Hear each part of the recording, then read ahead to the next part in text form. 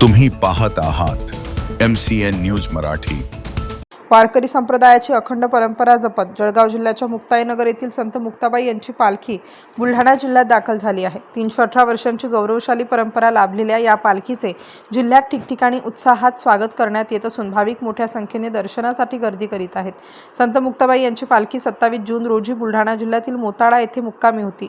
28 जूनच्या सकाळी पालखी बुलढाणा शहराकडे रवाना झाली असून आजचा मुक्काम बुलढाण्यात होणार आहे। त्यानंतर चिखली आणि देऊळगाव राजा मार्गे ही पालखी आषाढी एकादशीसाठी पंढरपूरच्या दिशेने प्रस्थान करणार आहे। यंदा संत मुक्ताई पालखी सोहळ्याचे 318वे वर्ष असून गेल्या 3 शतकांहून अधिक काळ ही पालखी अखंडपणे आणि न चुकता दरवर्षी पंढरपूरची वारी करत आहे।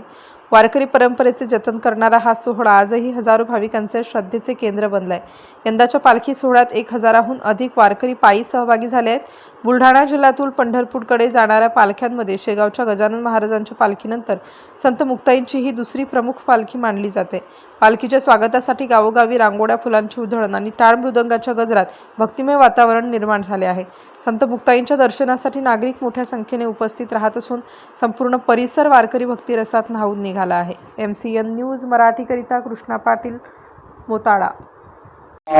आदि शक्ती मुक्ताबाई हा पालखी सोहळा दिनांक 24 जूनला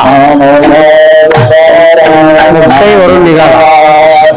त्या परिसरातून निघणारा हा अतिशय महत्वाचा आणि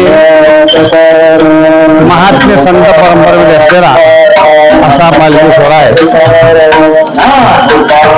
अनेक किलोमीटर जवळजवळ 600 किलोमीटरचा प्रवास आहे आणि 30 दिवसाचा पायी प्रवास करून हा पालखी सोहळा आता अगदी राजूर घाटामध्ये जाणार आहे।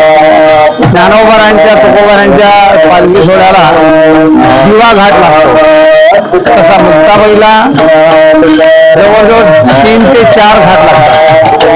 त्यामधून हा पहिला घाट आम्ही आता पार करणार आहोत, तो राजूर घाट आहे।